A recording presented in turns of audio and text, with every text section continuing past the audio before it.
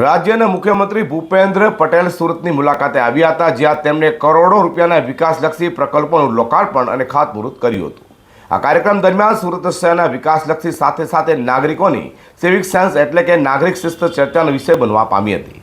નાયબ મુખ્યમંત્રી હર્ષ સંઘવીએ સુરતીઓને જવાબદાર બનવા ટકોર કરી હતી, તો બીજી તરફ મુખ્યમંત્રીએ સુરતીઓની બદલાયેલી આદતોના વખાણ કરીને સૌનો સાથ મેળવવાનો પ્રયાસ કર્યો હતો. મુખ્યમંત્રી ભૂપેન્દ્રભાઈ પટેલના હસ્તે સુરત મહાનગરપાલિકાના 342.81 કરોડના વિકાસલક્ષી કાર્યોનું લોકાર્પણ અને ખાતમુહૂર્ત કર્યા હતું.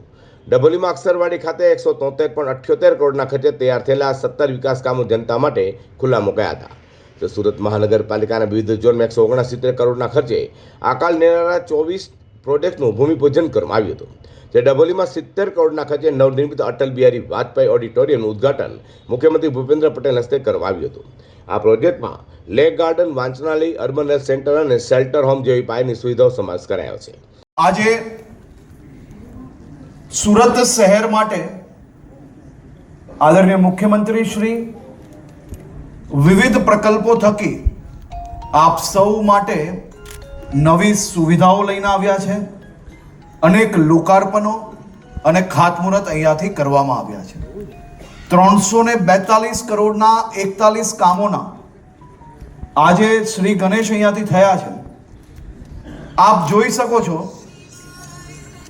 કે ભારત રત્ન શ્રદ્ધેય અટલ બિહારી વાજપેયીજીના નામે આ ઓડિટોરિયમ અને આ ઓડિટોરિયમ થકી આવનારા દિવસોમાં મારા શહેરના યુવાનો, મારા શહેરના કલાપ્રેમીઓ અને ખાસ કરીને કતારગામ અને આસપાસના વિસ્તારના લોકો આપ સૌ માટે આજે સુવિધા ઊભી કરવામાં આવી છે.